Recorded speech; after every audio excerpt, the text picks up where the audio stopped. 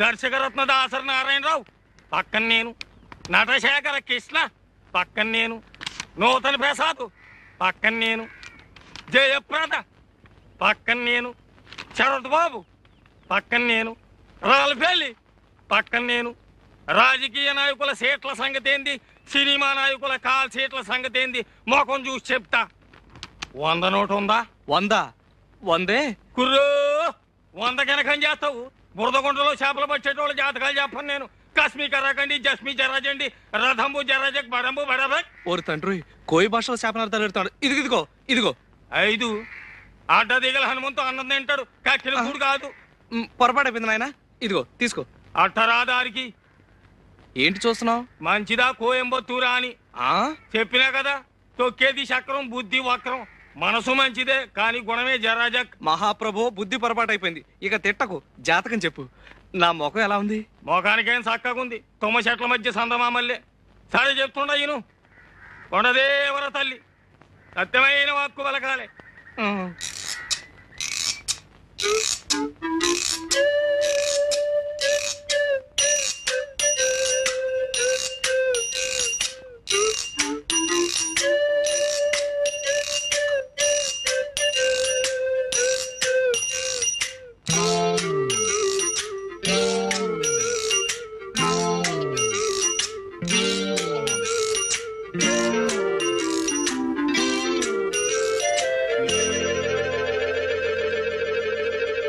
మంచి పెట్టనబొట్టు. పెట్టంటే కన్య, కానీ ఆ పెట్టకు కుడితోడ మీద కుంకుడు కిందంత పుట్టుమచ్చ ఉండాలి. దొరికిందో నీ చక్రం తిరిగిందే. ఇక నువ్వు కానీ ఈ ఊళ్ళో ఏ పిల్లకుందని వెతకను? ఒడుపుని ఏ చెప్తా ఇనుకో. ఆడోళ్లలో 4 జాతులు ఉన్నాయి, పద్మిని, హస్తిని, చిత్తిని, శంఖిని. అందులో పద్మిని జాతి పెట్టనబొట్టు. దాని చూపు తీరే ఏరుంటది. పెద్ద పెద్ద కళ్ళుంటాయి, చక్కటి పళ్ళుంటాయి, ఒళ్ళు తెల్లగుంటది, మనసు జిల్లుగుంటది. దొరికిందో నీ సుడి తిరిగిందే. నువ్వు భూమి మీద ఉండవు, విమానంలో పోతావు. నువ్వు పట్టిందల్లా బంగారం అవుద్ది, ముట్టిందల్లా ముత్యం అవుద్ది. కానీ పుట్టు మచ్చ ఉండాలి, లేదా మసైపోతావు. మరి చిక్కిందో నువ్వు లక్షాధికారివే. మహారాజు యోగం ఉన్నది నీకు.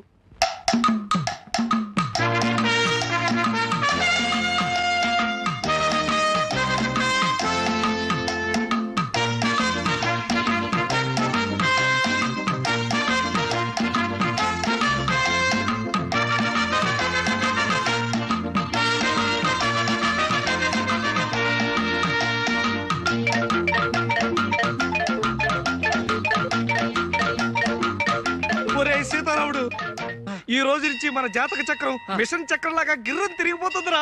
ముందర నా కళ్ళు తిరుగుతున్నాయి. విషయం చెప్పుకురు. చెబుతాను రా. పుట్టుమచ్చ, రంభా స్తంభాలు. ఓరి నాయనో, ఈ రోజు నుంచి నేను మహారాజు, నువ్వు మహామంత్రి, మన బట్ల సత్తిగాడి సేనాధిపతి. నిజమా? అయితే సేనాపతి బట్టలు అమ్ముకోవచ్చా? అర్ధరాజ్యం ఇచ్చినా అడుక్కు తినే చెప్ప కడుక్కుని దాచుకున్నా అంట నీలాంటాడే. ముందర విషయం ఏంటో చెప్పు గురు. చెబుతాను రా. పుట్టుమచ్చ, కుడి తోడ మీద పుట్టుమచ్చ ఉన్న అమ్మాయిని పెళ్లి చేసుకుంటే మన జాతకమే మారిపోతుందట్రా. వెంకటరత్నం సంగతి మర్చిపోయావు గురు.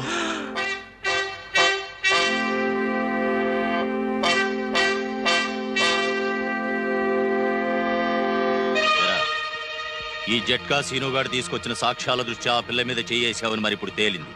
ఒప్పుకుంటావా? బాబు అమ్మో, ఆడపిల్ల గాలి సోకితేనే ఊపిరి తీసేస్తాడే. అలాంటిది పుట్టుమచ్చ కోసం ఆడపిల్లలు వెతికితే బతకనిస్తాడా? అవును. నోరు ముయ్యరా. ఇదిగో సుందరం, వెంకటరత్నం జైలు నుంచి రావడానికి ఇంకా 2 నెలలు టైం ఉంది. ఈ లోపున మచ్చన్న పిల్లని ఎతికి పెళ్లి చేసేసుకో. ఏడ్చావు. ఆ వెంకటరత్నం గారు జైల్లో ఉంటేనే వాడి శిష్యుడు సీనుగాడు పోలీస్ కుక్కలా ఈ ఊళ్ళో తిరుగుతూనే ఉంటాడు. ఆడి సంగతి నాకు వదిలేయి. ఆ సీనుగాడు నేను 2వ క్లాస్ 4 ఏళ్ళు కలిసి చదువుకున్నాం. ఆడు మనకి ఫ్రెండే కదా. అలాగా?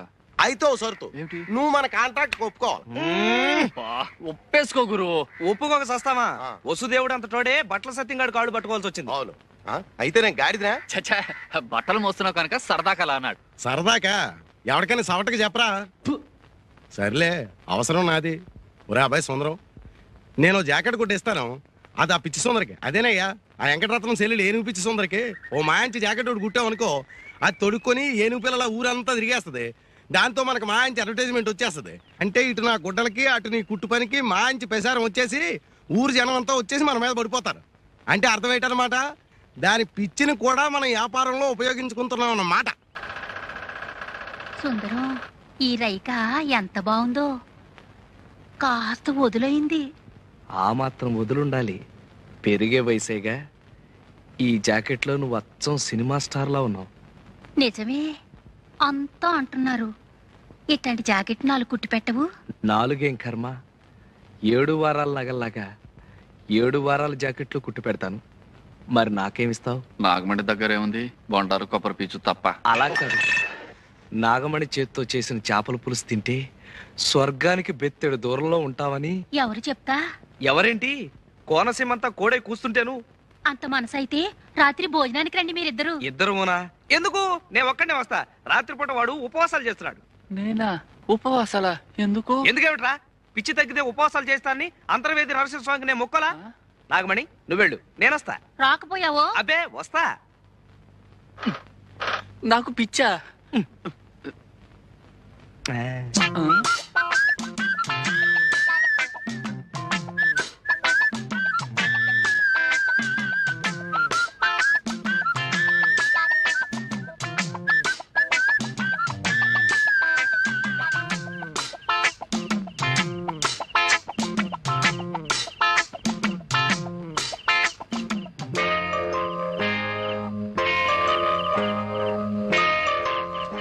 చంద్రుడి కోసం ఈ కలువు పువ్వు, చెమ్మజచ్చ కోసం నేను.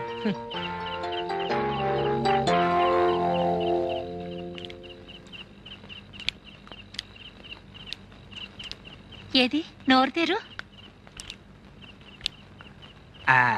అబ్బా, ఎంత ఎరగా పండిందో. అంటే నీకు పెళ్ళాం మీద ప్రేమ ఎక్కువ అన్నమాట. నీ నాలుగు కూడా ఎర్రబడింది అంటే నీకు కూడా మొగుడు మీద. ఛీ, ఓ సుందరం. ఇప్పుడు నాలుకే కాదు, బుగ్గలు కూడా ఎర్రబడ్డాయి. అది సరే, ఇప్పుడు నీకెన్నేళ్ళు? పోను నేను చెప్పనా, 19. అట్ట కనిపిస్తున్నానా? అసలు ఈ గౌన్ వేసుకున్నావు అంటే 12. కవునా? నైట్ గౌను విదేశాల్లో దొరసానములు వేసుకుంటారు. అయితే రేపు సంతకేసుకెళ్ళిపోనా? సంతకా? అమ్మో సంతక, జనాలంతా పడి చేస్తారు. ఇది పడుకోబోయేటప్పుడు వేసుకోవాలి, అప్పుడు బోల్డ్ అని ఇంగ్లీష్ కళ్ళొస్తాయి. అసలు ఇంగ్లీష్ సినిమాల్లో ఎలిజబెత్ అని ఒక యాక్టర్ ఉండేది. అలాగా? అది వేసుకున్న గౌన్ చూసి జనాలంతా ఎర్రెత్తిపోయేవాళ్ళంట. అది యాక్ట్ చేసిన సినిమాలు ఏడాది కొద్దీ ఆడేసాయి. తనంత గొప్పదాని అవడానికి కారణం ఆ గౌనేనని అది కుట్టిన టైలర్ ని పెళ్లి చేసుకుని తను ఎలిజబెత్ టైలర్ అయిపోయింది. సరిపోయిందో లేదో చూసుకో. పోనీ నన్ను తొడగమంటావా? సిగ్గు లేకపోతే సరి.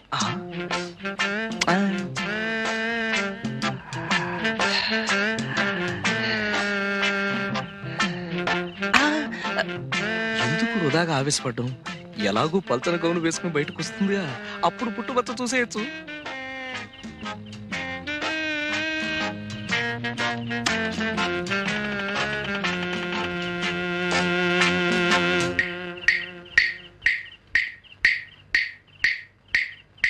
ఎలా ఉన్నాను? లోపలంగా వేసుకొచ్చావుగా, ఇంకా జమచచ్చేం కనిపిస్తుంది. అదే ఎలిజబెత్ లా మాత్రమేనో టైలర్ లా లేవని. ఏంటో సుందరం? అది జమజ.